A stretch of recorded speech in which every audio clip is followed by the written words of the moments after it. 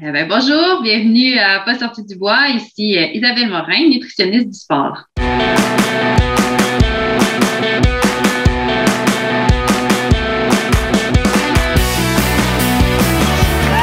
messieurs, votre gagnant du 110 km! Si tu commences à te sentir bien en courant un ultramarathon, fais-toi-en pas, ça va passer. Grand champion du 125 km! Cet épisode est présenté par NAC, le partenaire officiel de Pas sorti du bois. Que ce soit sous forme de barres, de gaufres ou de poudre protéinée, NAC a tout ce qu'il te faut pour te soutenir. Perso, moi j'ai un gros coup de cœur pour les gaufres caramel salées, puis je peux vous confirmer que j'en mange pas juste en m'entraînant. C'est des produits développés par et pour des athlètes d'endurance avec un grand souci environnemental, puis en plus, c'est 100% québécois. Je peux pas trop en parler, là, mais il paraît qu'il y a de bien belles affaires qui s'en viennent pour NAC en 2022. En tout cas, je dis ça, je dis rien. NAC t'offre un rabais de 15% avec le code promo pas sorti du bois sur le nacbar.com. PASSORTIDUBOIS. Merci NAC et bon épisode. Ouais, ben, on n'est pas sorti du bois, hein? Bonjour tout le monde, bienvenue à ce 76e épisode de Pas sorti du bois. Aujourd'hui, le grand retour d'Isabelle Morin, nutritionniste du sport. Salut Isabelle. Salut Yannick, comment ça va? Ça va bien toi? Ça va super bien, merci. Ça me fait vraiment plaisir d'être avec toi encore là, pour une prise 2 de ce podcast-là sur la nutrition. Ben écoute, la dernière fois qu'on s'est parlé, le premier épisode qu'on a enregistré ensemble, l'épisode 21, si je ne me trompe pas, il y a pile un an où à peu près on était en janvier, on était en confinement. C'était à peu près le même moment de l'année, le même mood. Oui. Oui. C'est l'épisode, en fait, j'ai vérifié parce que je savais que c'était un des épisodes qui avait eu les plus belles réponses. C'est un épisode, je pense, qui intéressait beaucoup les gens. On le sait, la course d'endurance, la course en sentier, la nutrition, c'est un gros enjeu. Ça peut faire la différence entre une bonne et une moins bonne journée dans le bois. Puis je suis allé vérifier et encore aujourd'hui, à ce jour, c'est le deuxième épisode le plus écouté de l'histoire de Pas sorti du bois, juste après Pat Godin. Fait que c'est quand même, t'es en bonne compagnie au trône du nombre d'écoutes. Merveilleux. Puis c'est ça, on s'était parlé plusieurs fois parce que tu m'as aussi suivi comme nutritionniste. Moi, ça m'a donné plein de trucs, ça m'a beaucoup aidé. Puis même, je peux dire que mes dernières courses de la saison, après avoir eu des hauts et des bas à côté de nutrition dans les derniers 2 ans, mais en tout cas, mon Bromont Ultra, ceux qui ont écouté l'épisode en balado-réalité, vous l'avez entendu, ça a vraiment bien été côté nutrition. Fait que je suis content. Puis je te remercie encore pour l'aide que tu m'as apportée plus tôt dans l'année. Puis ce que j'ai aimé dans le temps, c'était aussi, oui, pendant la course qu'on peut tester, mais c'était aussi au quotidien. Je m'étais comme rendu compte, en fait, tu t'étais rendu compte que moi, j'avais quelques petites carences de certaines affaires, qu'on pense qu'on mange les bonnes affaires, mais il manquait un peu de fer, il manquait une coupe de glucides aussi au quotidien, les journées de gros entraînements. Fait que c'est le fun aussi, parce que c'est bien beau le jour J de course, mais ça reste que c'est... Il y a plus tout de le journées où build-up à supporter aussi là, en arrière de ça. Exact. Ça peut faire la différence aussi parce que s'il y a une petite perte calorifique ou en tout cas une petite perte d'énergie de semaine en semaine, de jour en jour d'entraînement, ça peut donner des résultats qu'on ne veut pas. Fait que c'est important, oui, en entraînement, puis aussi rendu le jour J. Là, aujourd'hui, concept vraiment différent. C'est la première fois que je le fais. Moi, j'aime ça avoir des petites affaires alternatives. La semaine passée, c'était de la balado-réalité. Il y a eu des jasettes de geek avec Nicolas Dan, des épisodes où on sort des sentiers battus, tant qu'à faire des liens avec être dans le bois puis faire de la trail. Là, c'est le premier question-réponse. Donc, il y a quelques semaines, j'ai annoncé sur les médias sociaux que tu revenais pour un nouvel épisode. J'ai récolté les questions, puis j'en ai eu beaucoup. Étrangement, c'est sur Instagram que j'en ai eu le plus, donc je salue les gens qui sont sur Instagram. C'est là je m'attendais vraiment à ce que Facebook soit l'endroit qu'on en ait le plus. Au contraire, c'était sur Instagram. Beaucoup de questions. Je me suis amusé à regrouper un peu certaines questions parce qu'il y a des sujets qui étaient récurrents. Je pense que j'en suis venu à une liste qui va être assez intéressante. Je suis convaincue. Moi, j'ai regardé vite là, les questions que tu m'as envoyées, puis je pense qu'on a des beaux sujets sur la table pour cette balado-là. Avant de se lancer dans les questions, je me suis rappelé qu'à la fin de l'épisode 21, on parlait d'objectifs parce qu'on avait parlé, oui, de nutrition, mais aussi de ton parcours d'athlète, ton parcours de nutritionniste. Puis, j'incite les gens qui nous écoutent en ce moment qui disent « Hey, je n'ai pas écouté cet épisode-là ». Commencez par l'épisode 21, c'est une bonne entrée en la matière. C'est l'entrée, là, c'est le repas principal. Donc, tu nous avais parlé que ton gros objectif de 2021 était de fracasser la barre des 18 minutes aux 5 km. La question qui tue, est-ce que ça s'est fait? Oui, ça s'est Oh, fait. J'ai yes! fait un beau 17,48 cet automne sur 5 kilomètres. Hey, félicitations, J'étais bien 17,48. contente. Ouais, puis j'ai fait aussi sur 10 kilomètres, là, je voulais passer en bas de 38. Là, j'ai fait un beau 37,03. Fait que là, il y a quand même un petit 3 secondes de tannant sur mon 10 kilomètres à aller briser. Ben, c'est le fun, félicitations. Je trouve ça le fun qu'il y ait un lien justement avec les épisodes, qu'il y a un an, tu nous as dit ton objectif, puis là, boum, tu l'as fait. Oui, Dans le cadre de oui. quel événement que tu as fracassé ces 18 minutes-là? C'était le défi Gérard Leclerc là, qui avait lieu sur le campus de l'Université Laval à l'automne, là, au mois d'octobre. Ben, c'est le fun, félicitations. Merci. Beaucoup, beaucoup de travail, je suis certain, derrière ces quelques secondes retranchées. Avant ça, c'était quoi ton meilleur temps? Tu disais que tu voulais franchir les 18 Oui, minutes, mais c'était quoi ton meilleur chrono? j'avais fait 3 fois 18,04, Ouf! qui est un petit peu frustrant, surtout rendu à la troisième fois. Oui, c'est ça, surtout que c'est 3 fois le même chrono exact à Exactement 4 le même secondes. temps. Oui, oui. Ah ben c'est cool. Ben, félicitations. Merci. Est-ce que tu es prête pour les grandes questions? On peut y aller, on se lance dans les grandes questions. Je vais nommer aussi les gens qui nous ont posé les questions. Je trouve ça Ben, le fun. Il y a certainement. un mix d'auditeurs fréquents que moi je connais parce que les gens m'écrivent souvent, puis moi je les appelle les habitués. Il y a même des Oui. anciens invités. Puis on commence avec Jean-Philippe Lebeau, que j'avais reçu cet été dans le cadre des épisodes du Québec Méga Trail. Jean-Philippe nous demande, la caféine, c'est bon ou pas? Est-ce qu'il y a des points positifs ou négatifs d'en prendre au quotidien? Oui, ben en fait, la caféine, tout le monde le sait, en fait, c'est un stimulant. Hein, la raison pour laquelle on en consomme souvent au quotidien, c'est pour avoir ce petit effet-là aussi d'éveil. Donc, juste pour y aller, pour commencer avec les recommandations, en fait, là, on va recommander un maximum de 4 tasses de café par jour, ce qui fait à peu près un 400 mg de caféine. Il n'y a pas de contre-indication particulière là, si on respecte ces recommandations-là. Ce qu'il faut savoir quand même, c'est que le café peut nuire dans certains cas à l'absorption de certains minéraux. Donc, le fer, le calcium, par exemple, le café va un petit peu là, limiter l'absorption des minéraux en même temps qu'on prend le café. Donc, si je prends un aliment riche en fer 2 heures avant ou après mon café, il n'y a pas de problème, mais de manière simultanée, ça peut limiter l'absorption. Donc, pour les gens qui ont, par exemple, des problématiques avec leur taux de fer, c'est peut-être juste une petite considération à avoir. Il n'y a pas de risque là, au niveau de la santé osseuse par rapport à l'absorption du calcium. Là, il n'y a pas aucune évidence qui démontre qu'il y a des problématiques à ce niveau-là. On sait aussi que le café peut augmenter un petit peu le rythme cardiaque, la pression sanguine. Par contre, les consommateurs habituels de café, là, il n'y a pas non plus de lien entre l'hypertension, les maladies cardiovasculaires puis la consommation de café. Donc, il n'y a pas des contre-indications majeures. C'est sûr, quelqu'un qui a des grosses problématiques de santé peut peut-être quand même valider avec son médecin, mais sinon, de manière générale, la caféine, on la reconnaît aussi comme étant une molécule qui a un effet antioxydant. Donc, les antioxydants, on en trouve dans plein d'aliments. C'est sûr que on reste que les fruits et les légumes sont quand même les grands champions pour ce qui est des antioxydants. Mais bon, les antioxydants vont avoir un effet de protection au niveau du stress oxydatif qui est quand même produit aussi en plus grande quantité quand on s'entraîne. Donc, il n'y a pas là nécessairement. En fait, ça peut être intéressant d'aller chercher une alimentation un petit peu plus riche en antioxydants dans ce contexte-là. Et pour la performance, ben, la caféine a aussi quand même ses notes de noblesse.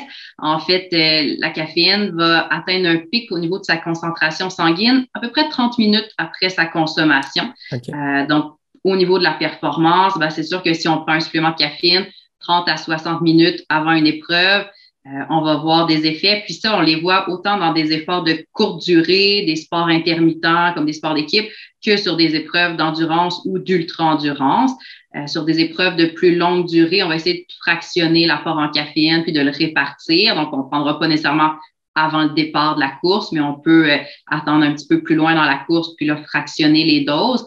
Ce qu'on recommande généralement, c'est un 3 à 6 mg de caféine par kilogramme de poids, à peu près là, un 30 à 60 minutes avant un effort physique, ou cette même dose-là qu'on peut répartir dans un effort.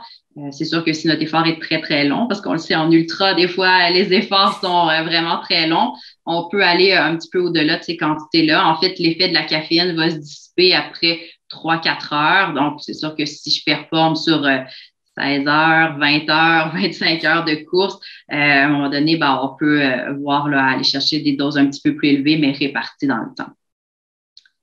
Ben, très intéressant. Ça confirme que les Cute Espresso, le club de course des coureurs utilitaires transpirant l'espresso, Oui, c'est correct. Moi, j'aime bien ça, le café avant la course, mais c'est toujours une question. Puis un truc que je peux donner aussi aux gens qui, tu sais, on envoie maintenant des gels, arriver des produits nutritionnels d'endurance dans lesquels il y a de la caféine. Testez-le avant. Tu sais, c'est pas, oui, je sais qu'il y en a beaucoup au quotidien ne consomment pas, mettons, leurs produits nutritionnels de course. Ce n'est pas tous les jours que tu sors tes gels puis tes barres. Mais avant de te lancer dans un événement, toute nourriture devrait être testée, mais encore plus avec la caféine, parce que je absolument, pense qu'il y a des gens qui réagissent, qui peuvent mal réagir à ça pour X raisons. Donc, il faut le absolument. tester avant. Tu ne veux pas être en plein événement, en pleine course, puis être très loin de la civilisation, puis avoir un petit moment de panique par rapport à ça, là. Puis ça, c'est la même chose pour tous les suppléments. Là, on parle de la caféine, mais je dirais n'importe quel supplément, testez-le avant pour voir comment vous réagissez par rapport à la caféine. Effectivement, il y a toutes sortes de suppléments, des gels, des capsules qui sont maintenant sur le marché, qui sont intéressants parce que là, on a vraiment un dosage de caféine qui est standardisé versus dans un café. Ben, la manière d'infuser le café, le type de café, c'est sûr que le dosage de la caféine est moins précis. Donc, de tester vraiment avec un dosage précis, voir comment vous réagissez, puis voir au niveau de à quel intervalle vous voulez prendre la caféine pendant votre épreuve. C'est des choses à tester à l'entraînement, là. Donc voilà, vous pouvez vous commander du café Capic 1, qui est mon partenaire de café officiel de Pas sorti du bois. Je les plug. C'est bon avant d'aller courir. C'est chaud ce temps-ci. En fait, c'est froid dehors, donc c'est le fun d'avoir un bon breuvage chaud. Voilà, Ouais. c'est correct. Ben, merci, c'était très intéressant comme réponse. Merci à Jean-Philippe de sa question. Ariel Duclos nous demande à partir de combien de temps d'entraînement doit-on commencer à manger? Généralement, on va dire à peu près 1 heure et demie d'effort et plus. C'est sûr, ça dépend toujours de l'intensité de l'effort physique, mais c'est vraiment par rapport à nos réserves de glycogène. Donc, à une intensité modérée à élevée, le corps va principalement utiliser les réserves de glucides comme source d'énergie pour alimenter les muscles. Et ces réserves de glycogène-là, elles sont bonnes pour à peu près 90 minutes d'effort, 120 minutes, là, à peu près 2 heures si l'effort est un petit peu plus bas. Donc, généralement, dès qu'on commence à toucher le 1 heure et demie et plus d'entraînement avec un certain niveau d'intensité, là, je ne vous dis pas si vous allez prendre une marche contemplative, là, mais dès que c'est un entraînement un peu plus intensif, à partir de 90 minutes, on va commencer à intégrer un apport en glucides. Intéressant. C'est le fun d'avoir une donnée claire sur 90 Ouais. minutes. C'est là que ça commence à être important. C'est ça. Puis on peut commencer avec l'équivalent de peut-être 30 grammes de glucides par heure, puis en fonction de la durée de l'effort, de l'intensité, de notre tolérance, là, on peut augmenter l'apport en glucides.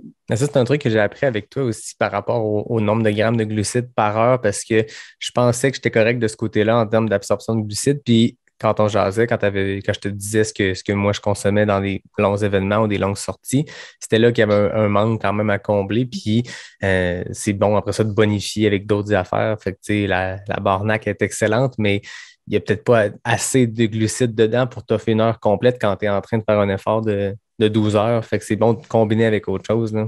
Exactement, exactement. Puis d'aller chercher des produits comme la Barnac qui sont solides, combinés à peut-être des apports un peu plus liquides ou semi-liquides comme les gels. Puis toujours essayer de garder aussi sur des efforts plus longs des aliments, on va dire, normaux et pas juste aller vers des Ouais. produits sportifs très sucrés, très concentrés. Ça fonctionne bien pour des épreuves de type marathon où l'intensité est plus élevée, plus court dans le temps.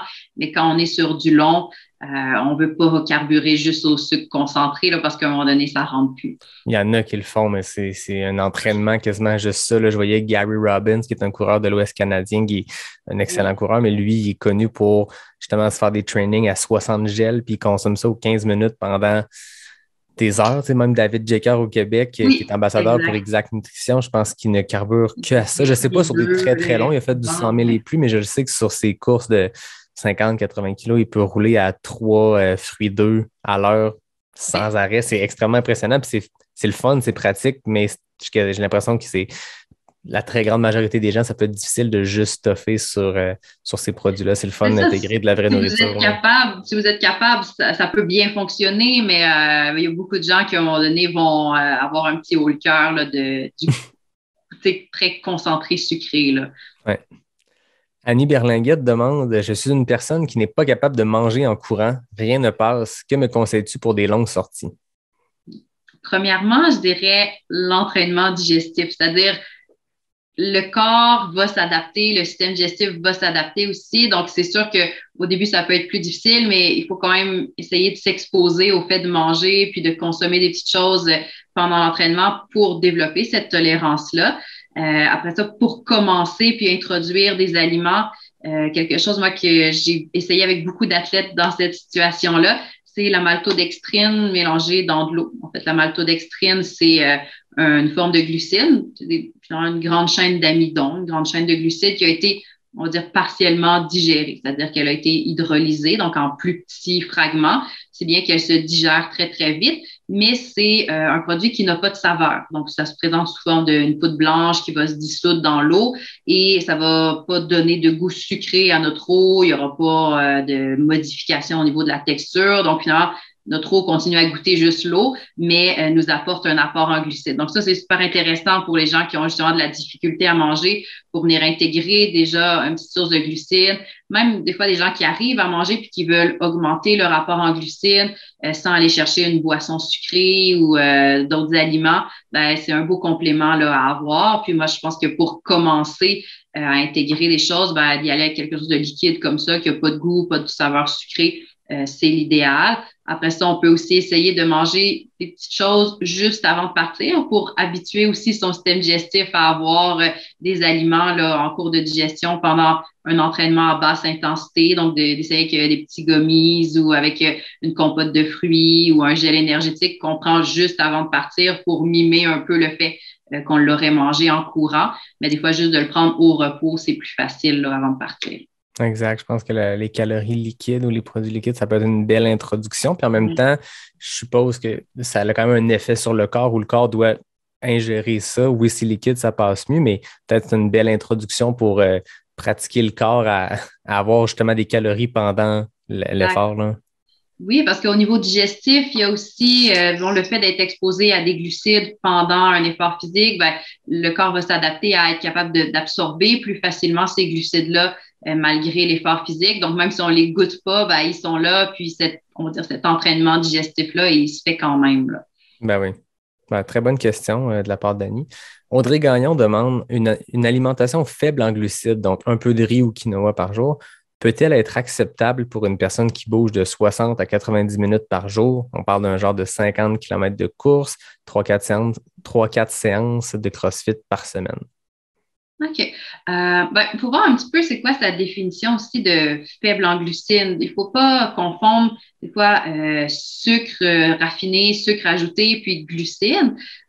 Donc, le fait d'avoir une alimentation, par exemple, qui serait faible en sucre raffiné ou en sucre ajouté, ça, il n'y a pas nécessairement de problématique. Ensuite, il faut quand même comprendre que les glucides, ça représente notre source d'énergie principale pendant les entraînements, surtout les entraînements à haute intensité. Donc, il faut voir un petit peu dans sa charge d'entraînement, est-ce que son 50 km de course est fait juste à basse intensité? À ce moment-là, le corps est quand même capable d'utiliser un petit peu plus ses réserves de lipides, de matières grasses pour offrir un carburant aux muscles pendant cet effort-là. Donc, il nous resterait ces 3-4 séances de CrossFit où là, on est quand même plus sur de la haute intensité. Donc, moi, je dirais, sans être dans une approche faible en glucides en tout temps, je pense que c'est vraiment plus intéressant de périodiser son apport en glucides, c'est-à-dire que les journées où je vais avoir un entraînement à plus haute intensité, où je sais que je vais faire, par exemple, des intervalles à la course, ou bien que je vais avoir ma séance de CrossFit, puis que je sais que ça va être assez exigeant comme entraînement, ben là, je vais peut-être avoir un apport en glucides avant puis après cette séance-là. Et puis, de viser des glucides qui vont être à indice glycémique plus faible, c'est-à-dire pas nécessairement des sucres concentrés ou des sucres raffinés, mais d'aller vers des grains entiers. On parlait du quinoa, par exemple, mais bon, le blé entier, les produits céréaliers qui sont plus complets, les légumineuses aussi sont une belle option. Donc, d'aller vers ces sources de glucides-là qui vont se digérer plus lentement, qui vont nous offrir une meilleure stabilité au niveau de notre énergie dans le temps. Ça va être préférable. Puis, les journées où notre charge d'entraînement est plus faible, où on est en repos, ou bien où on sait que l'intensité va être vraiment très, très basse dans l'entraînement, ça peut être correct là, d'aller chercher un apport en glucides qui est moindre dans ce contexte-là. OK. Super intéressant. Prochaine question nous vient de Martine Marois, une habituée comme toi qui a participé 2 fois au podcast. La question est en 2 parties. On va commencer avec la première. Que penses-tu du jeûne intermittent pour des athlètes d'endurance? un sujet chaud. On entend beaucoup parler de ça. Ceux qui écoutent le podcast Grand Écart de Jean-Philippe Vauthier, c'est un sujet qui est récurrent. Puis c'est difficile de se faire une tête là-dessus. Je ne l'ai pas essayé, mais je sais que j'ai entendu des gens qui l'ont essayé, que ça n'a pas marché du tout, d'autres qui ne jurent que par ça. Qu'en penses-tu? C'est vrai que c'est un peu, là, il y a une dichotomie. Il y a des gens qui aiment vraiment ça, des gens pour qui ça fonctionne pas. J'ai pas une opinion tranchée, c'est bon ou c'est mauvais. Je te dirais, ça dépend un petit peu pourquoi on veut faire du jeûne intermittent. Si on regarde plus au niveau de la littérature scientifique, au niveau de la perte de poids, il n'y a aucun effet bénéfique de démontrer du jeûne intermittent par rapport à une restriction calorique continue, donc 3 repas par jour, mais auquel on impose une certaine restriction calorique. Donc, si on le fait dans le but de perdre du poids, c'est pas nécessairement une option plus avantageuse qu'une autre. Au niveau de la performance, maintenant, au niveau des études, dans les épreuves d'endurance. Donc, je parle là, des épreuves de 60 minutes et plus. Il y a quand même 54% des études qui démontrent un effet positif à manger avant de s'entraîner versus le fait de faire un entraînement à jeun. Mais il y a quand même un 46% des études, presque moitié-moitié, 46% des études qui montrent qu'il n'y a pas nécessairement de différence entre l'état à jeun et l'état nourri. Puis c'est vraiment une question aussi d'intensité de l'effort. Plus l'intensité va être élevée, plus le fait de manger, surtout de manger un apport en glucides avant la séance, va améliorer la performance, la qualité de l'entraînement. Par contre, ce qui peut quand même être intéressant avec le jeûne intermittent, c'est de développer sa capacité à utiliser les lipides comme carburant à l'effort, donc d'utiliser ses réserves de matière grasse pour aussi fournir de l'énergie aux muscles. Puis ça, on le voit quand même que les gens qui s'entraînent dans un contexte de restriction au niveau des réserves de glucides, donc dans un contexte où ça fait plusieurs heures qu'on n'a pas mangé, où on a peut-être épuisé nos réserves de glycogène lors d'un entraînement la veille, eh bien, on voit que ça amène des adaptations physiologiques au niveau musculaire qui favorisent potentiellement l'utilisation des lipides à l'effort. Donc, sur une épreuve de type 10 km demi-marathon, il n'y a aucun avantage, même pour un marathon, il n'y a pas vraiment d'avantage à travailler ces filières-là. Par contre, quand on tombe dans l'ultra, ben là, ça peut être intéressant d'aller travailler ces filières-là. Puis, il y a quand même certaines données plus par rapport à la périodisation de l'alimentation. Donc, c'est-à-dire, on ne fait pas une sorte du jeûne intermittent 7 jours sur 7, mais en fonction de nos journées d'entraînement, il y a certaines journées où, justement, l'intensité est peut-être plus basse, où là, ça peut être intéressant d'essayer le jeûne intermittent si ça fonctionne bien pour nous, de faire certaines séances à basse intensité à jeun, en s'assurant de bien récupérer après pour essayer d'aller développer ces filières-là. Puis, à l'inverse, de faire nos grosses séances spécifiques, clés, avec des intervalles dans un contexte où là, je suis bien nourrie là, pour m'assurer que la séance, elle est rentable aussi. C'est intéressant de voir que les études sont quasiment 50-50 partagées là-dessus. Oui, puis des fois, ça dépend de la méthodologie puis de comment on a évalué la performance, qu'est-ce qu'on a vraiment considéré comme étant une différence dans la performance. Mais donc, c'est pour ça aussi, je dis le fait de faire du jeûne intermittent, si on vise une performance dans notre entraînement, c'est peut-être pas l'idéal, mais si on vise juste à cumuler des kilomètres, travailler certaines filières énergétiques, si on le supporte bien, ça peut être à considérer dans la mesure où on est capable de bien récupérer aussi après ça. Intéressant. Le conseil que je peux donner aussi, ceux qui, comme moi, aiment ça, courir à jeun. J'aime ça me lever puis partir. Je traîne toujours quand même quelque chose dans ma poche, une barre, juste parce qu'il y a des journées où ça peut être 90 minutes sans ressentir. Oui, on ressent un peu la faim, mais sans qu'on sente qu'on est dans le rouge puis qu'on vire un peu dans le beurre parce que justement, on manque d'énergie. Il y a des journées que oui, il y a des journées que non, mais la journée que justement tu as cette petite baisse d'énergie-là, puis il te reste 5 km avant de te retourner chez toi, c'est bon d'avoir une petite barre dans les poches. Là. Fait que ceux qui, comme moi, aiment courir à jeun, moi, ma recommandation, c'est toujours traîner quelque chose au cas où. Oui, puis des fois, bon, il y a des gens qui font du jeûne intermittent, qui, par exemple, vont pas déjeuner, vont attendre le dîner pour manger. Si jamais vous faites votre entraînement très tôt le matin, restez pas à jeun après l'entraînement.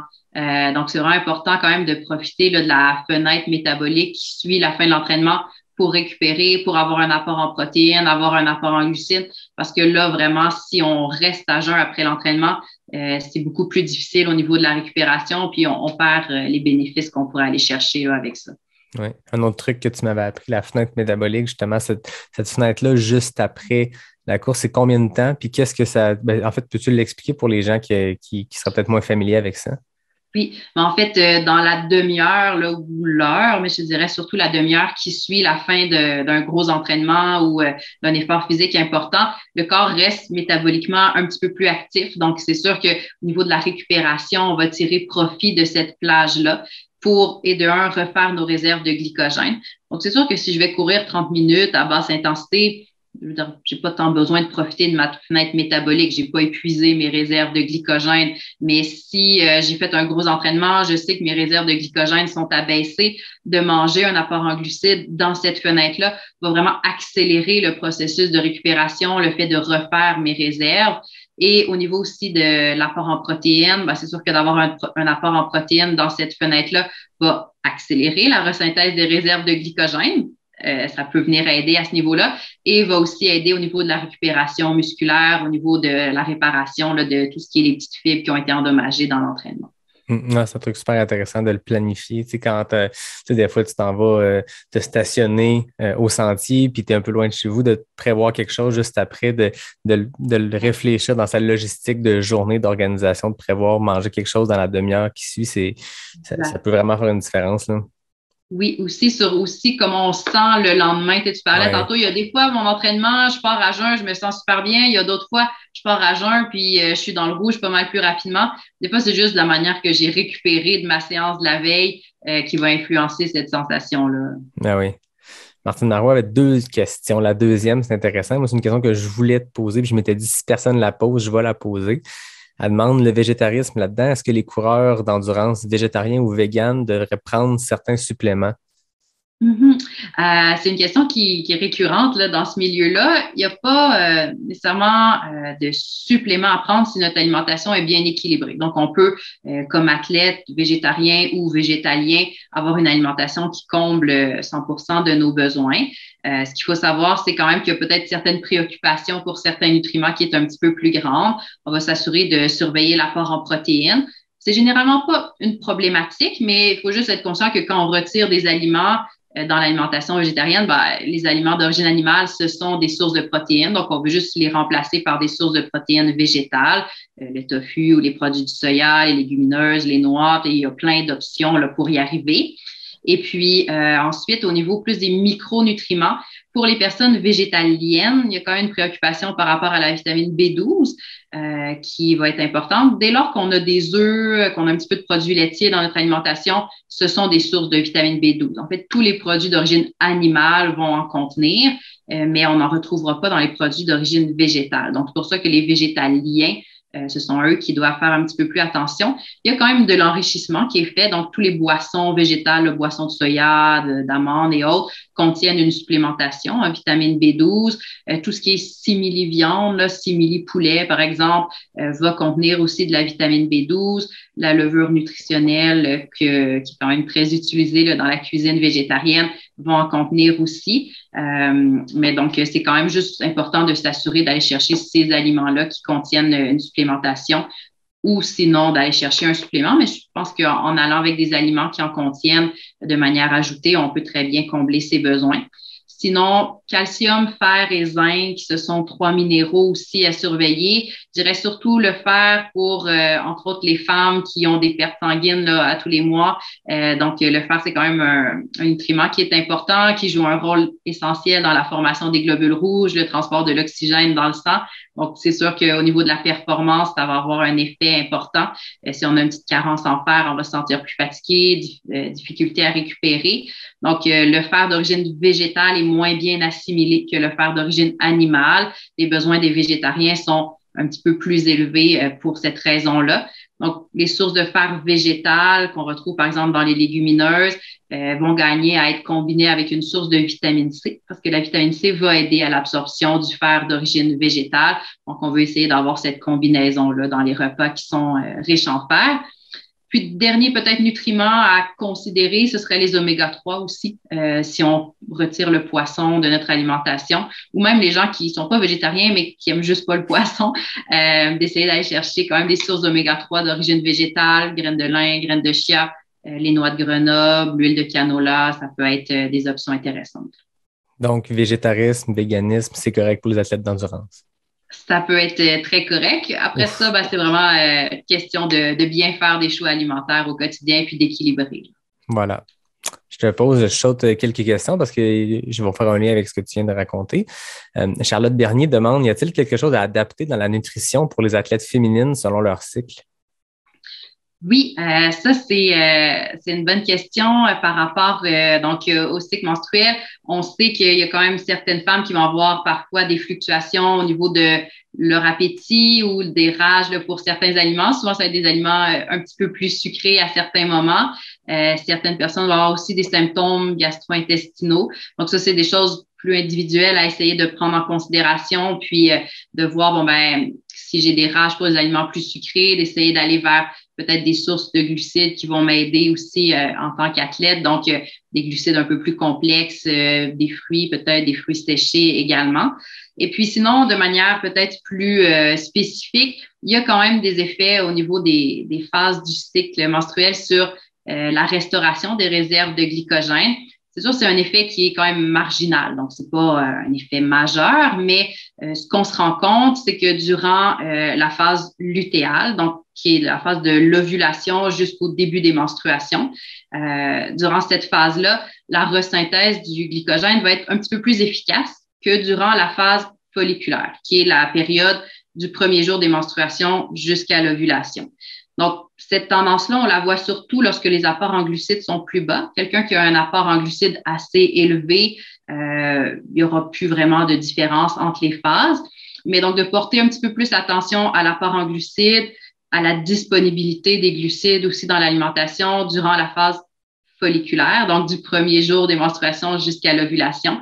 Ça peut être quelque chose d'intéressant, donc d'augmenter un petit peu l'apport durant cette période-là, surtout si on a des entraînements qui viennent épuiser nos réserves en glycogène ou des entraînements qui sont vraiment dépendants de notre apport en glucides, donc des entraînements plus longs. Ça peut faire une différence.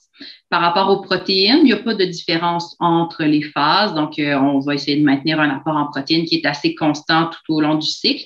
Puis, autre petite chose, c'est pendant la période là, des menstruations, c'est sûr qu'il y a une perte de sang plus élevée, donc nécessairement une perte de fer aussi. Donc, c'est certain qu'on peut essayer d'aller chercher des aliments un petit peu plus riches en fer là, durant cette période-là. Donc, pour les gens qui consomment de la viande, c'est sûr que les viandes rouges, ça peut être intéressant. Sinon, on va en retrouver aussi dans certains légumes beurre foncé, dans quand même les légumineuses aussi, les céréales qui vont contenir un enrichissement en fer pour la plupart. Donc, d'essayer d'aller introduire ces aliments-là aussi. Très intéressant. Une autre question reliée au végétarisme. Charlotte Levasseur-Paquin, une autre de mes invités. Que penses-tu des duos alimentaires pour des protéines complètes pour la récupération des athlètes végés? Donc, en fait, ce qu'il faut savoir, là, c'est que les protéines végétales sont souvent reconnues comme étant des protéines dites incomplètes parce qu'il va manquer certains acides aminés, donc certains constituants des protéines qui sont essentiels. C'est-à-dire qu'il y a certains acides aminés qui vont être limitants ou en quantité insuffisante par rapport aux besoins du corps. Et ce qu'on recommande, c'est de combiner différentes sources de protéines végétales pour aller chercher un équilibre puis combler vraiment tous les besoins en chacun de ces acides aminés-là essentiels. Dans le quotidien, on parle plus vraiment de combinaison dans le cadre d'un même repas. Le fait d'avoir une alimentation variée nous permet d'aller vraiment chercher tout ce qu'on a besoin en termes de qualité de protéines.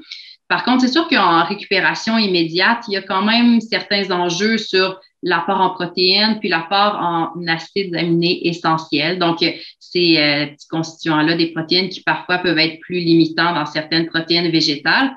En fait, ce qu'on vise en récupération, c'est d'avoir au moins 10 grammes d'acides aminés essentiels, dont au moins 2-3 grammes de leucine. La leucine, c'est un acide aminé qui a un rôle au niveau de la synthèse des protéines musculaires, donc un rôle vraiment important au niveau de la reconstruction des fibres musculaires qui ont été endommagées, par exemple, par l'entraînement.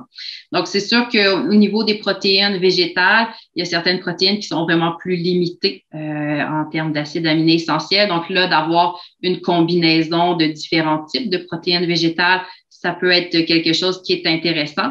Puis généralement, il faut une quantité de protéines végétales un peu plus grande que de protéines, par exemple, laitières. Souvent, on va utiliser la protéine de lait ou la protéine de petit lait à titre de référence comme protéine de récupération, on va dire, optimale. Donc, pour vous donner un peu un comparatif, 25 grammes de protéines issues de la whey, la protéine de lactosérum, va m'amener facilement mes 10 grammes d'acides aminés essentiels, mes 2-3 grammes de leucine. Pour équivaloir à la même quantité d'acides aminés essentiels puis de leucine, il faudrait que je prenne 40 grammes de protéines de soya ou de protéines de riz brun pour aller chercher les mêmes nutriments qui vont m'aider vraiment dans ma récupération. Donc, il y a cette petite préoccupation-là peut-être à avoir, sinon de vraiment choisir un supplément qui combine différentes sources de protéines végétales. C'est intéressant parce que 40 grammes de protéines dans le soya, par exemple, c'est un bon défi, là. Ça fait quand même beaucoup de protéines. C'est sûr qu'à ce moment-là, on peut utiliser des poudres de protéines, faire un smoothie, ça peut être intéressant. Puis là, je parle vraiment dans une optique de récupération optimale aussi. C'est pas nécessairement l'objectif après chacune de nos séances d'entraînement. Non, c'est ça. Si tu vas faire 30 minutes en zone 1, easy, c'est pas la même affaire que si tu reviens d'une longue sortie ou un intervalle très intense. Hein. Exactement. Intéressant. Hello Roussel demande les compléments comme la carnitine. Est-ce que je l'ai bien dit? Oui. Carnitine, le BCAA, EAA, magnésium, etc. Donc, ces compléments-là, est-ce qu'ils sont nécessaires pour le sportif? Si oui, quand? C'est plusieurs réponses différentes, si je peux dire. C'est assez vaste comme question. Si on commence peut-être BCAA, acides aminés essentiels, pour faire un peu un lien là, avec la question précédente, pour moi, c'est pas nécessairement des suppléments qui sont utiles tant que je suis en présence de protéines complètes. C'est-à-dire que oui, les BCAA, qui sont des 3 types d'acides aminés, là, juste pour peut-être informer les gens. Donc, c'est pour acides aminés à chaîne ramifiée, dont la leucine qu'on a parlé tout à l'heure, l'isoleucine et la valine.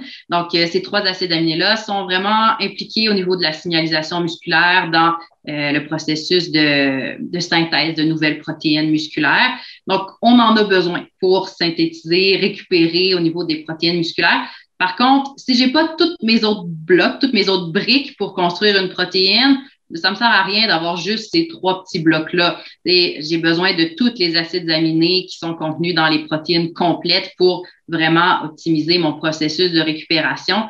Donc, d'aller chercher une protéine, par exemple, de petit lait ou une protéine complète via des aliments parce que je mange un repas complet en récupération, je vais les avoir, mes protéines complètes, et ces protéines-là contiennent des BCAA, contiennent des acides aminés essentiels. Les acides aminés essentiels, ça inclut les BCAA d'emblée. Donc, pour moi, ces suppléments-là, ils sont un petit peu futiles si j'ai des protéines complètes qui contiennent ces produits-là en sous-produits. Ça peut être pertinent justement si je prends un supplément de protéines végétales, je veux m'assurer d'avoir peut-être assez de leucine ou assez d'acides aminés essentiels. Je peux à ce moment-là utiliser un supplément juste d'acides aminés essentiels pour venir compléter, m'assurer que j'ai pas besoin de prendre 40 grammes de protéines de soya, en prendre un petit peu moins puis compléter.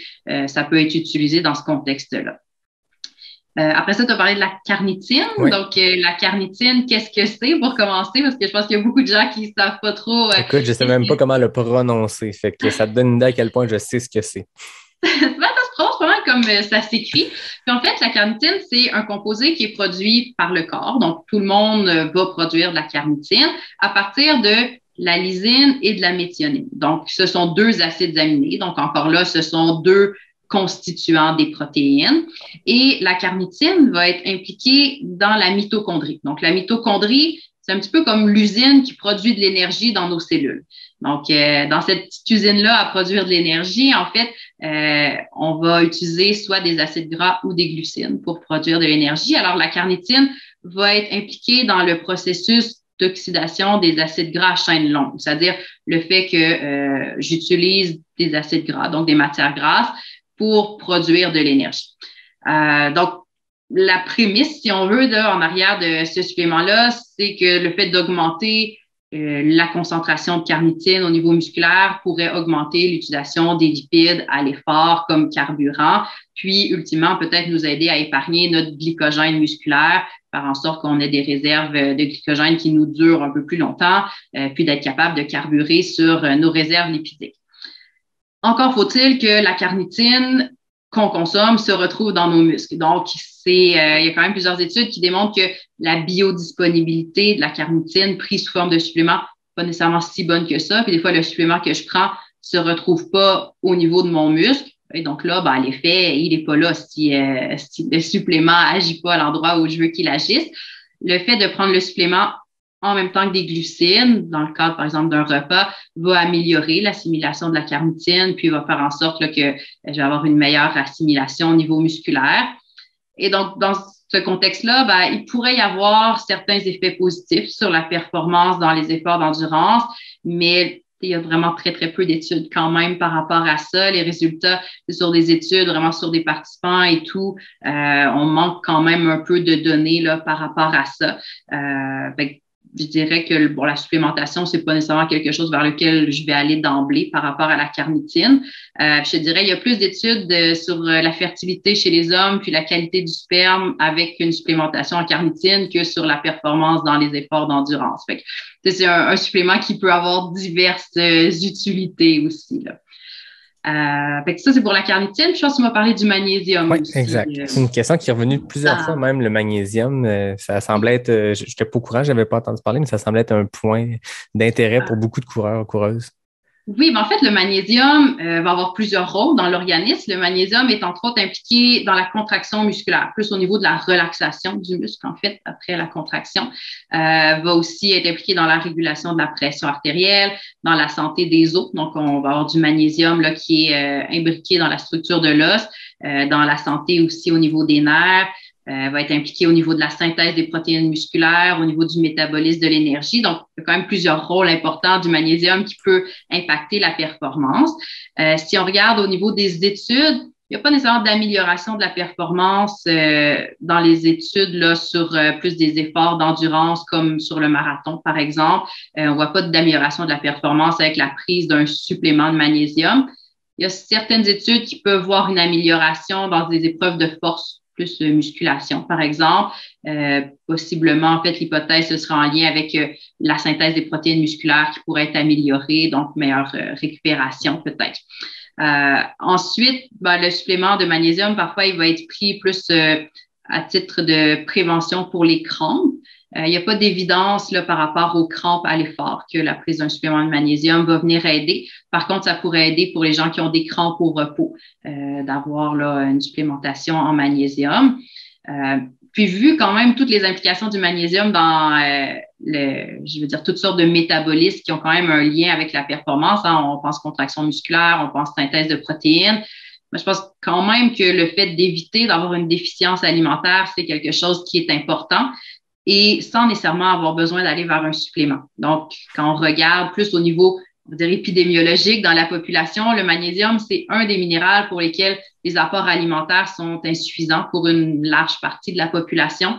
Moi, je pense qu'avant d'avoir recours à un supplément, de venir corriger les déficits dans l'alimentation au quotidien, c'est vraiment là la clé aussi. Donc, les sources de magnésium, on va en retrouver dans les noix, dans les graines, dans les légumineuses, dans certains légumes, dans les grains entiers, les fruits de mer. Donc, si ce n'est pas des aliments que vous consommez au quotidien, ça pourrait peut-être être là de faire des changements au niveau alimentaire pour inclure un petit peu plus de magnésium avant d'aller vers un supplément. Oui, tu sais, c'est ce que je me disais aussi. Il y avait beaucoup de questions par rapport au supplément. Puis, pour plein de gens, pour plein de situations, c'est tout à fait pertinent, ça existe, c'est là. Mais je pense qu'il y a beaucoup aussi des fois de méconnaissance par rapport à certains aliments bien naturels qui peuvent aller chercher ce complément-là. Tu sais, avant de tomber tout de suite la solution supplément qui est très bonne, qui existe, il y a moyen de regarder. Tu sais, j'ai l'impression, même quand on parlait plutôt de glucides, ça me faisait penser des fois, tu sais, les coureurs, on est longtemps dans le bois ou sur route, puis ça jase, puis maintenant on parlait de glucides, puis je pense qu'il y a une méconnaissance de tout l'éventail d'aliments dans lequel il y a les glucides. Souvent, les gens pensent vraiment glucides, pâtes, riz, quinoa, vraiment plus les féculents, mais c'est deux choses différentes. Puis il y a beaucoup de glucides dans bien d'autres affaires. Puis il y a moyen de combler un manque en glucides. C'est pas de dire, mange plus de riz. Il n'y a pas juste ça. T'sais. Il n'y a pas juste ça. Puis des fois, il y a des gens aussi qui vont plus faire l'association glucides-sucre, alors que oui, un sucre, c'est un glucide, mais tous les glucides ne sont pas des sucres. L'amidon qui est contenu dans les produits céréaliers, c'est une forme de glucide complexe qui n'est pas à proprement parler un sucre comme le sucre blanc, mais qui va nous amener de l'énergie, qui va être intéressant. Donc oui, de peut-être venir travailler à la base sur les habitudes au quotidien avant de penser à la solution miracle du supplément, parce que le supplément, si la base de mon alimentation, elle est déficitaire, elle n'est pas équilibrée, l'effet du supplément, il ne sera pas là. Puis donc, si j'ai vraiment une bonne structure alimentaire, que mes pratiques de nutrition sportive sont optimisées, là, le supplément peut avoir un petit effet, puis on parle d'à peu près 2 là, sur la performance dans le contexte où le reste de ma base est solide. Là. Exact. Il y avait beaucoup de questions sur les suppléments. Je t'en pose une dernière. On s'en passera à d'autres sujets. Il y en a beaucoup encore. Véronique Sanson demande le collagène chez le coureur blessé ou avec des inconforts articulaires. Qu'est-ce que tu en penses? Oui, ce qu'il faut savoir, premièrement, c'est que le collagène, c'est une protéine. Donc, le corps ne peut pas l'absorber ou l'assimiler tel quel. Comme n'importe quelle autre protéine, le corps va digérer le collagène pour l'assimiler sous forme d'acides aminés. Il y a certaines études qui ont quand même démontré que il y a des effets qui peuvent être bénéfiques dans les douleurs articulaires là, reliées à l'exercice, mais ça reste tout le temps dans des petites cohortes. Donc, on n'a pas de données là, sur des grandes cohortes. Il n'y a pas non plus de données probantes nécessairement au niveau des blessures articulaires ou du retour à l'entraînement après une blessure. Mais oui, il y a quand même certaines pistes là, qui démontrent que la prise du collagène chez certaines personnes, ça peut avoir certains effets bénéfiques sans être la panacée non plus. Puis à ce moment-là, on va aller chercher l'équivalent d'un 10 grammes de collagène par jour. OK, intéressant. Prochaine question, je la trouve super intéressante parce que c'est une fille qui a commencé à m'écrire dans les derniers temps, qui va faire son premier QMT 25, sa première course de trail cette année. C'est une maman qui fait des courses sur route depuis longtemps, mais qui là, après qu'on ait échangé, elle m'a dit, elle m'a envoyé son inscription, elle a pris une capture de son écran après s'être inscrite. Je trouve ça super le fun, donc un premier QMT 25. Une très belle course. Moi, en tout cas, ça a été ma première course de trail, le QMT 25, donc Chantal, tu as choisi la bonne course. Donc, la question de Chantal, est-ce que les conseils généraux de nutrition s'appliquent également à une personne en surpoids qui fait de longs entraînements? Donc, on parle de du 20 km, de 3 heures d'entraînement. Elle précise, la personne ne souhaitant pas perdre de poids, mais optimiser son alimentation durant ses sorties, entraînements, courses. Elle parle qu'il y a souvent 2 poids, 2 mesures quand on parle d'alimentation avec une personne en surpoids versus une personne mince, même si les deux font du sport. C'est un truc que je trouve intéressant. Je serais curieux d'avoir ton avis là-dessus. Effectivement, c'est intéressant parce qu'il y a plusieurs... En fait, les recommandations de nutrition sportive sont basées sur la littérature scientifique, donc sur des études qui sont pour la plupart faites chez des populations d'athlètes ou des populations d'individus plus minces.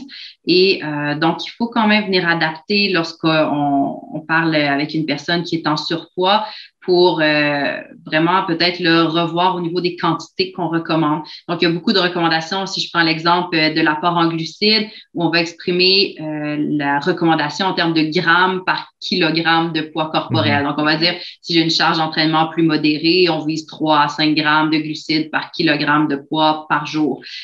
Donc, c'est sûr que pour une personne qui est en surpoids, il faut voir que cette recommandation-là, à un moment donné, elle devient faussée et on va vouloir peut-être plus travailler en termes de proportion dans l'assiette par rapport aux quantités de glucides. Une journée où la charge d'entraînement, tantôt tu parlais un 20 km ou un 3 heures d'entraînement, ça reste quand même une demande exigeante, peu importe la personne qui réalise ça. Donc, c'est sûr qu'on a besoin d'un apport en glucides, mais au niveau des quantités, on va pas nécessairement travailler en termes de grammes par kilogramme, mais on va plus aller évaluer les besoins, puis effectivement revoir plus une stratégie par rapport aux proportions dans l'assiette, d'augmenter un peu l'apport en glucides des journées de gros entraînements, diminuer les journées d'entraînement plus faibles pour avoir finalement de l'énergie pendant les séances clés. Puis, à l'inverse, lorsque les journées sont un petit peu moins exigeantes, de revoir à la baisse, sans nécessairement être dans une optique de perte de poids, mais plus pour répondre vraiment aux besoins énergétiques liés à l'entraînement.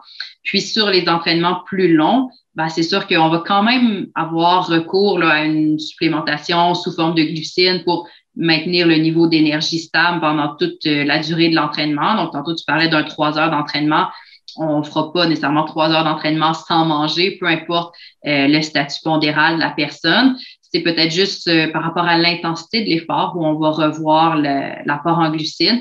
C'est-à-dire que plus l'intensité est élevée, plus on va recommander un apport élevé en glucides à l'heure. Si on est, là, tu me parlais, un 20 km sur 3 heures, ben, c'est sûr que l'intensité, elle est peut-être un petit peu plus faible. Donc, plus l'intensité de la course est faible, plus je suis capable d'utiliser mes réserves de lipides, donc mes réserves, mes tissus adipeux, pour fournir de l'énergie à mes muscles. Donc, on est un peu moins dépendant de nos réserves de glycogène ou de nos apports externes de glucides dans ce temps-là. Alors, on peut essayer d'aller vers un apport en glucides qui est quand même constant, mais avec une quantité plus basse à l'heure versus quelqu'un qui va avoir une intensité très, très élevée où là, son corps, ses muscles vont vraiment être uniquement dépendants ou majoritairement dépendants des glucides. Là, on va essayer d'aller chercher un apport en glucides qui est plus élevé à l'heure. Donc, je dirais que c'est peut-être là, ces aspects-là à considérer, mais effectivement, il faut quand même venir adapter. Puis là, ça peut être aussi d'avoir plus une évaluation individualisée à ce moment-là pour avoir des lignes directrices. Là. Intéressant. Prochaine question nous vient de Sébastien Martin. Il demande, je cherche des formations du genre micro-programme à distance avec lien sur la nutrition. Est-ce que tu recommandes certains programmes ou micro-programmes pour peaufiner ses connaissances ou bien donnes-tu des formations par groupe? Oui, ben en fait, je suis en train de travailler sur un petit projet là, d'avoir justement ce genre de formation-là en petits groupes pour justement les épreuves de longue distance, donc autant côté triathlon que côté course ultra-endurance. Ça risque de sortir là, ce printemps. Ce que je veux, c'est d'avoir peut-être là 3-4 rencontres réparties sur 3-4 semaines avec des petits groupes pour favoriser des échanges, d'outiller les gens là, avec des outils Excel pour construire un plan de course, pour aller évaluer l'hydratation. Donc, vraiment, tous des aspects pratico-pratiques, des choses qui sont pertinentes là, pour les sports d'endurance. Donc ça, ben, vous pouvez me suivre sur Facebook, Isabelle Morin, nutritionniste, ou sinon vous pouvez m'écrire aussi là, si ça vous intéresse, puis je pourrais vous tenir informé, soit via mon site web, isabellemorinnutrition.com ou directement par courriel, nutrition.morin@gmail.com. Puis, autre petite formation aussi avec la clinique du coureur.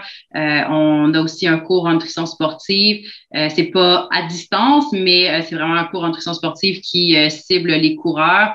Et donc, on est en train de retravailler le contenu. Ça risque d'être présenté là, à Chamonix cet été. Et après ça, probablement présenté aussi à Québec là, à l'automne. Fait qu'à suivre sur le site de la clinique du coureur également. Fait que vous allez faire votre rodage à Chamonix, c'est ça?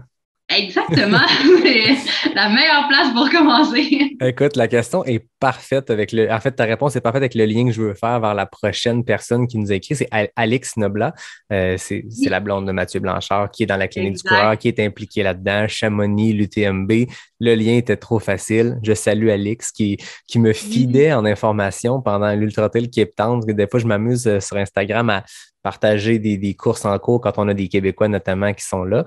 Puis souvent, les petites courses moins connues, quand c'est pas l'UTMB, c'est plutôt d'avoir des infos. Et là, Alix m'envoyait des photos pour que je partage, fait que je la salue. Elle demande quelque chose de super intéressant. Les vertus du kombucha et autres produits issus de la fermentation, mythe ou réalité? Oui, ben les produits de fermentation, c'est super intéressant côté nutrition. Donc, ce qu'il faut savoir, c'est que durant la fermentation, il y a des micro-organismes qui vont dégrader certains glucides fermentés cibles en sous-produits, donc des acides organiques, ce qui va donner un petit peu le goût acidulé des aliments fermentés, hors production de CO2, production d'alcool aussi. Donc, la fermentation, à la base, c'est quelque chose qu'on fait pour augmenter, entre autres, la durée de conservation de certains aliments, mais ça va aussi améliorer la digestibilité. Donc, au niveau des glucides, au niveau de certaines protéines.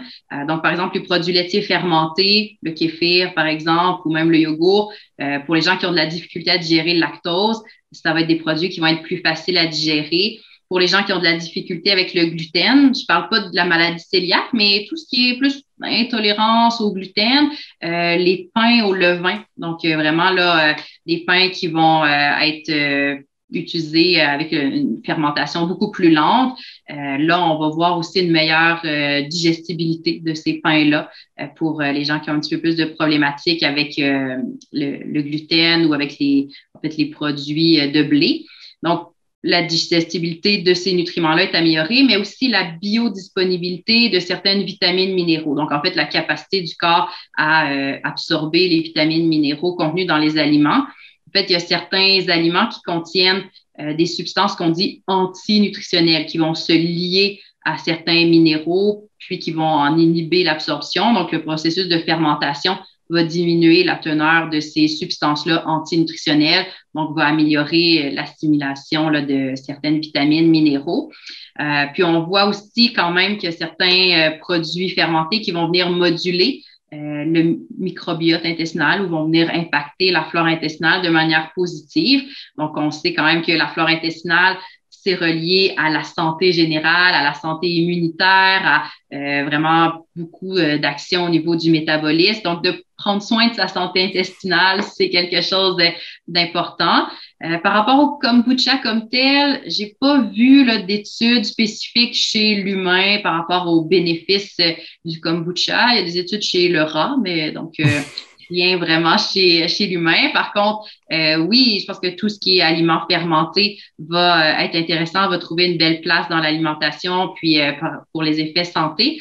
Je mettrais juste un petit bémol de faire attention aux aliments ultra transformés, fermentés. C'est-à-dire que le kombucha, oui, mais il y a certains kombucha qui contiennent tellement de sucre que c'est comparable à une boisson gazeuse. Fait que là, on perd un peu le bénéfice là, de la fermentation au détriment d'autres éléments qui sont moins bénéfiques. Oui, effectivement, le kombucha, puis ça l'explose en popularité. Puis il y a de tout. Hein. Il y a du kombucha très artisanal qui est pur, je suppose, dans le procédé de fermentation. Puis tu as du kombucha qui se vend en épicerie. Je ne dis pas que tous les kombucha d'épicerie ne sont pas corrects, mais il y en a des marques plus commerciales qui, comme tu dis, c'est du sucre qui se compare à un Coke. Là, fait que... Bon, finalement, on veut vendre le produit. Des fois, l'acceptabilité est meilleure quand c'est très sucré. C'est normal qu'il y ait un petit peu de sucre dans le kombucha pour justement activer la fermentation, ça en prend. Mais regardez les étiquettes de valeur nutritive, là, vous allez voir que des fois, c'est du simple au double pour le sucre. Il y a une question qui m'est venue qui va être de moi. Hein, depuis tantôt, je nomme qui pose les questions, mais ça me fait penser, on parle de kombucha, de fermentation. J'ai vu qu'on parle de bière, puis beaucoup des bières sans alcool. Il y a Athletic Brewing Company, qui est une compagnie américaine de bières sans alcool faite pour les athlètes. On parle des fois même de vertu d'une IPA ou des bières plus houblonnées dans la récupération. Bon, je te lance la balle courbe. Je sais que tu n'as pas pu faire de recherche là-dessus parce que je te la lance comme ça à brûle pour point, mais est-ce qu'il y a quelque chose qui est prouvé là-dedans? Est-ce que c'est une belle campagne marketing ou il y a vraiment quelque chose de vrai là-dedans? C'est sûr, la bière, ça reste issu de la fermentation aussi. Ça reste une boisson qui contient quand même un apport en glucides, donc côté récupération qui peut ne pas être négatif. Si on y va avec une bière sans alcool, ben là, on n'a pas l'effet déshydratation parce qu'il faut savoir quand même que l'alcool va pas nécessairement contribuer à notre réhydratation après la course, mais une bière sans alcool, là, il n'y aura pas cet effet négatif-là. Puis oui, on a vu aussi, je me souviens plus c'est quels Jeux olympiques là, où il y avait eu un peu une petite bulle par rapport, je pense que c'était les Allemands qui avaient cette habitude-là de prendre la bière sans alcool après. Puis il y aurait potentiellement là, certains effets bénéfiques, surtout si on y va avec des produits sans alcool. Après ça versus d'autres produits de récupération, est-ce qu'il y a vraiment un effet plus bénéfique? Je pense pas, mais des fois, juste le psychologique de prendre une bonne bière froide après une course, c'est important aussi à considérer dans le processus là. Je pense que ça a coupé un petit peu, on a entendu ta phrase complète. Écoutez, vous avez vu les coureurs, les coureuses qui buvaient de la bière après course. Hein, des fois, on en parle, la bière d'après course en trail, on dirait que ça fait partie de l'expérience. Je l'ai posé la question. On a la confirmation que, bon, ça peut aider à la récupération, mais pas plus qu'autre chose. C'est pas si pire que ça non plus, là. Faut juste pas en abuser. Oui, voilà, exactement. Regarde, moi, ce soir, j'ai opté pour l'eau. Hein. D'habitude, j'ai des bières, mais là, je me suis dit, je reçois Isabelle, on parle de nutrition, je ne vais pas arriver avec une grosse IPA. Anyway, je fais janvier sans alcool. Bref, il en reste 2 questions qui sont super intéressantes. Je trouve que c'est des courtes questions qui s'appliquent à n'importe qui fait de la course d'endurance, qui fait de la course en sentier, qui fait de la course tout court. Guillaume Goulet demande comment gérer le sel au quotidien et en course pour de l'ultra.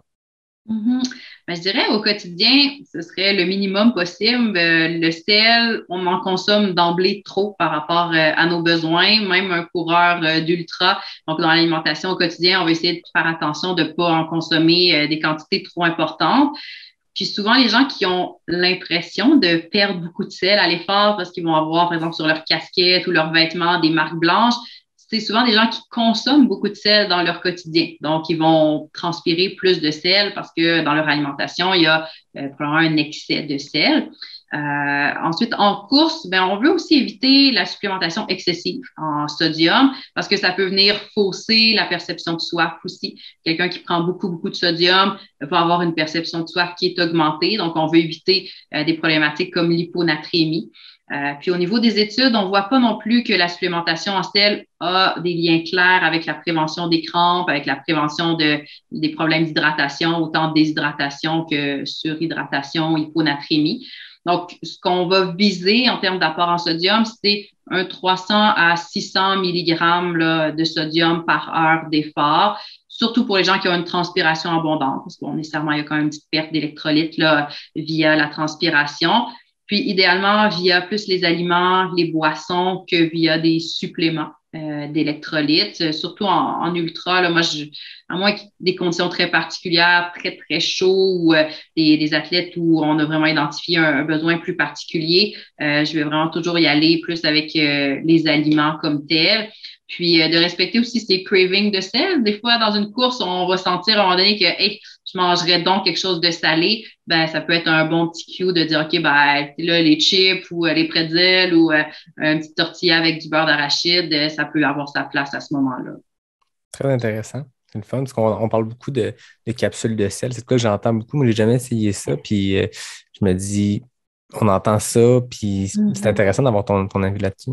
Oui, puis je te dirais, c'est vraiment ça aussi qui ressort de toutes les lignes directrices, là, les experts qui travaillent sur la Western State. Il y a beaucoup d'études scientifiques qui ont été faites, là, des chercheurs qui travaillent depuis plusieurs années. Puis, les recommandations, on va aussi dans le sens de pas nécessairement aller avec des suppléments, puis vraiment via les aliments, éviter les excès de sodium là, en quantité trop importante. Voilà, donc Marianne, si t'écoutes, Marianne Hogan, qui a eu son Golden Ticket pour la Western State, écoute ça, c'est intéressant. Je tiens à la féliciter parce qu'à l'épisode 75, on parlait de balado-réalité. À un moment donné, on est dans un café, j'étais avec Richard, Yvan, Kim, puis dès qu'on a eu un peu de Wi-Fi ou dès qu'on n'était pas au froid, on sort nos selles, puis on checkait Bandera, savoir si Marianne puis Jeff, comment ça se passait. Je tiens à le dire, à la féliciter. Ça. Marianne finit première à Bandera, une performance sans faille, j'ai l'impression. Puis elle s'en va à Western State, donc on la salue puis on la félicite. Oui, vraiment, j'ai vu passer ça moi aussi, puis je lui lève mon chapeau, assurément. La rumeur voudrait que ça se pourrait qu'elle revienne au podcast. Ah, ça pourrait être intéressant. D'ici la Western State, on verra. Dernière question, Sonia Lafleur demande que devraient être les 3 aliments à prioriser avant un ultra, autres que les pâtes ou le riz? C'est souvent les grands classiques qui viennent en tête. Mais en fait, ce qu'il faut savoir, c'est qu'avant une épreuve d'endurance ou d'ultra-endurance, ce qu'on veut, c'est faire une surcharge en glycogène. Donc, aller chercher un apport en glucides qui est un petit peu plus élevé, combiné à une séance d'affûtage, c'est-à-dire diminution du volume d'entraînement pour augmenter les réserves de glucides qu'on va construire au niveau musculaire. Donc, tous les aliments qui sont essentiellement riches en glucides vont être intéressants. Ce qu'on veut aussi peut-être prioriser, c'est de diminuer les fibres alimentaires qui peuvent des fois occasionner un petit peu plus de troubles digestifs à l'effort, ralentir la digestion. Donc, tout ce qui est pommes de terre, patates douces, flocons d'avoine, jus de fruits, compote de fruits, ça va être des aliments qui peuvent être super intéressants là, dans ce processus-là. Parfait. Puis pour aller chercher des protéines, ou en tout cas, est-ce qu'il faut considérer aussi, tu parles de glucogène, mais est-ce que faut aller chercher un apport plus grand de protéines avant l'effort ou ça n'a pas d'impact? Non, on ne va pas viser un apport plus élevé en protéines. C'est vraiment l'apport en glucides qu'on va essayer d'augmenter un petit peu. Puis, tu sais, c'est pas le gros pasta party à me gaver de pâtes là, jusqu'à plus être capable de manger non plus. C'est juste d'augmenter un petit peu la proportion de glucides dans l'assiette. C'est plutôt que de manger une poitrine de poulet avec du riz en accompagnement, je peux me faire un riz au poulet. J'ai un peu plus de riz, un petit peu moins de poulet, mais ça reste que les protéines, elles sont importantes aussi dans l'équilibre de la journée. C'est juste que dans ces journées-là, on veut peut-être pas mettre l'accent sur un apport hyper élevé en protéines, puis favoriser un peu plus les glucides à ce moment-là. Puis à partir de combien de temps avant le dernier repas, ou en tout cas avant la course, on peut commencer à avoir un effort, à peut-être consommer plus de glucides? Oui, on va voir que les athlètes qui sont très, très entraînés vont plus rapidement construire leur réserve de glycogène. Donc, pour un athlète là, qui a un vraiment bon niveau d'entraînement, on parle de 24 à 36 heures, donc essentiellement la veille ou 2 jours avant.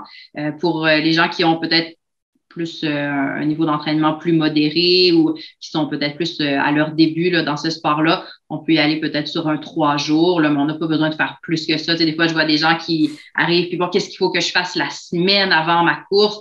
Ben, essentiellement, tu gardes tes mêmes habitudes jusqu'à à peu près 2, 3 jours avant l'épreuve. Tu diminues un peu ton apport en fibres là, dans ces journées-là, juste côté confort digestif, surtout si tu as peut-être un petit peu plus tendance à avoir des problématiques à l'effort. Puis peut-être 2 jours avant, là, tu t'assures d'augmenter un peu les apports en glucides, puis ça fait bien la job. Bien, très intéressant. On a fait le tour des questions. Je tiens à renommer les gens qui nous ont envoyé des questions. En fait, il y en a eu d'autres que je n'ai pas nommées, mais quand la même question revenait 2 fois, je suis allé avec la première personne qui l'a posée. Donc, je tiens à remercier Jean-Philippe Lebeau, Ariel Duclos, Annie Berlinguette, Audrey Gagnon, Martine Marois, Alex Noblat, Guillaume Goulet, Charlotte Levasseur-Paquin, Sonia Lafleur, Charlotte Bernier, Hello Roussel, Véronique Sanson, Chantal P. et Sébastien Martin. Donc, merci pour vos questions. C'était super intéressant. Puis merci Isabelle d'avoir, je sais qu'il y a une part de recherche aussi derrière ça.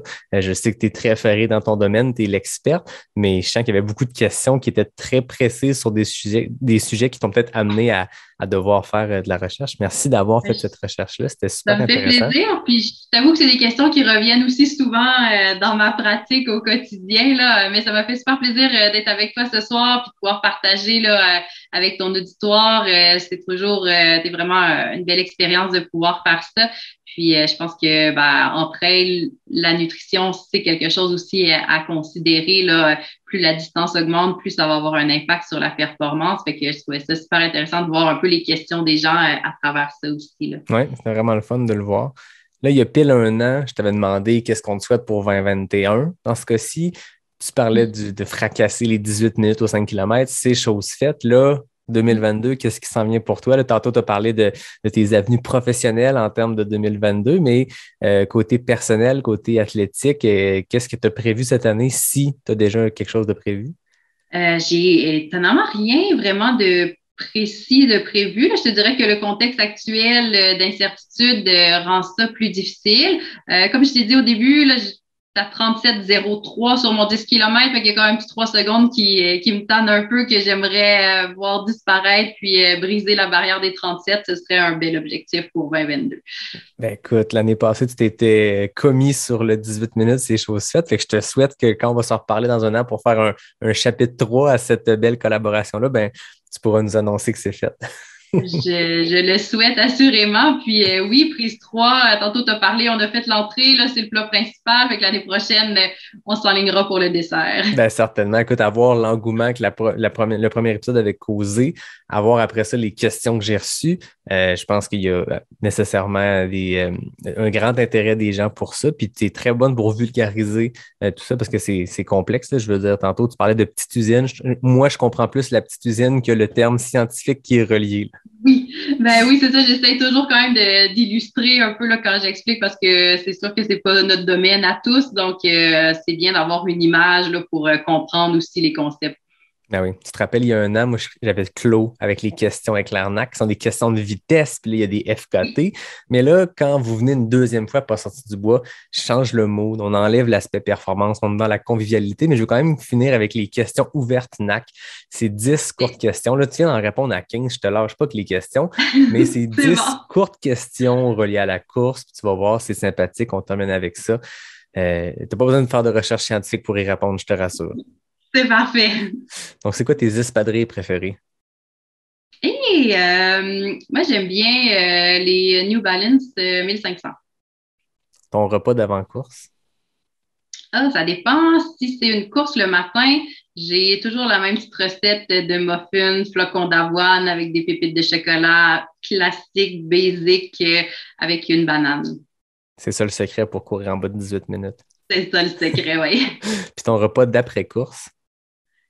Oh, ouais, là, ça va être... c'est variable. J'ai pas un repas de prédilection.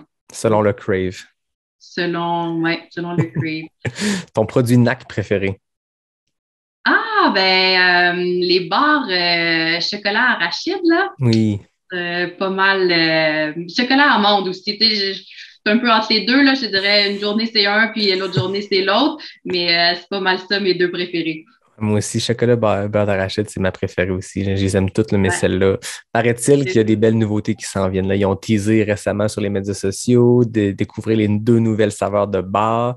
J'ai su entre les branches, ça allait être quoi. Ça va être bien intéressant de savoir un lien avec des questions qu'on a posées aujourd'hui, en tout cas. Ah, j'ai hâte de voir ça. Je lance ça dans l'univers. Oui. Prochaine question. Tu ne pars jamais courir sans... Si je suis toute seule, ça va être sans ma musique. Souvent, je vais aller courir avec de la musique là, quand je suis toute seule. Sinon, c'est ma montre, mon GPS. Ça, c'est tout le temps que je suis avec des gens ou personne, ça va toujours m'accompagner. Ta montagne préférée? Oh, ma montagne préférée. J'aime bien le secteur du Maelstrom au lac Beauport là, avec les sentiers du Moulin. Je dirais que c'est un beau terrain de jeu, autant l'été pour aller courir en trail que l'hiver pour aller en raquette. C'est accessible, proche de Québec. Fait que c'est pas la plus grosse, mais c'est assurément des beaux points de vue puis un beau terrain de jeu. Tout à fait. Ils ont fait vraiment une belle job avec le réseau de sentiers qui est vraiment Vraiment. très, très le fun. Puis c'est sûr que ça connecte après ça avec le sentier du Moulin, mais ils ont vraiment fait de quoi de beau dans ce coin-là. Je l'ai découvert, moi, cet hiver, puis je suis d'accord avec toi. C'est un bon choix. Ton sentier préféré? Hmm. J'ai de la misère à répondre à ça. L'été passé, j'ai été faire les Morios en trail. Puis j'ai vraiment aimé ça. Là, en fin de semaine, j'arrive d'un séjour dans Charlevoix. J'ai dû faire de la raquette. On a fait le mont du lac des Cygnes. Fait que côté point de vue, là, l'hiver, c'était merveilleux aussi. Là, j'ai vraiment apprécié. Donc, Charlevoix. Ouais, Charlevoix, c'est un beau spot. On est chanceux à Québec, c'est à côté. C'est les C'est voisins. pas trop loin. Ouais. Ton idole de course? Idole de course. Mais j'ai pas un idole en particulier, mais disons, quelqu'un que je regarde évoluer puis que je trouve inspirant, ça va être mon petit frère. C'est pour la dire, hein, mais mon frère qui, lui, court plus court sur piste, là, puis sur route, mais il court depuis qu'il a 7 ans. Il a commencé tout petit, puis là, il a fait, en fait, semaine dernière, là, le demi-marathon à Houston, 1h05. Fait que, ouais, je pense que pour son assiduité, toutes ces années, il a passé à travers des blessures et tout. Donc, ce serait mon idole de course. 1h05 sur demi-marathon. Ouais, donc, très Nicolas impressionnant. Morin. Très, très impressionnant. Son nom, j'ai pas entendu? Nicolas Morin. Nicolas, on te félicite. Hey, c'est vite. Oui, ça commence à être pas mal vite. Aïe, aïe, aïe. Ta plus grande fierté? En course ou en général? En général, c'est ouvert. Ouais, là, finalement, c'est plus ces questions-là que j'aurais dû préparer avant le podcast. Mais tu sais, je pense que pour travailler en nutrition sportive, ça demande quand même de sortir un petit peu des sentiers tapés. C'est sûr qu'en nutrition, la voie un peu toute tracée, c'est d'aller travailler à l'hôpital ou dans le réseau public. Fait que d'avoir réussi à construire un peu ce créneau-là, puis à aller vraiment chercher un réseau à me développer dans ce milieu-là. Je pense que c'est une belle fierté de faire quelque chose que j'aime, de pouvoir partager ma passion dans mon travail. C'est une fierté que j'ai au quotidien. Très bon. Dernière question. Ta course bucket list? Moi, je suis plus course sur route que je fais de la course en trail plus pour le plaisir, mais un événement que j'aime bien à Québec, c'est à Lévis, là, le parcours du demi-marathon de Lévis ou du 10 km qui est sur la piste cyclable le long du fleuve. Je trouve que c'est un bel événement là, pour faire des bons temps aussi. C'est un bon endroit. Oh, voilà, elle dévoile ses secrets. On va faire des bons temps, c'est là que ça se passe. C'est là que ça se passe. Ben, c'est tout. C'était une grande séance de questions-réponses. Il y avait les questions-réponses nutrition, puis là, il y avait les questions ouvertes NAC. Fait que, j'arrête de mitrailler les questions. Là, j'en ai plus pour toi.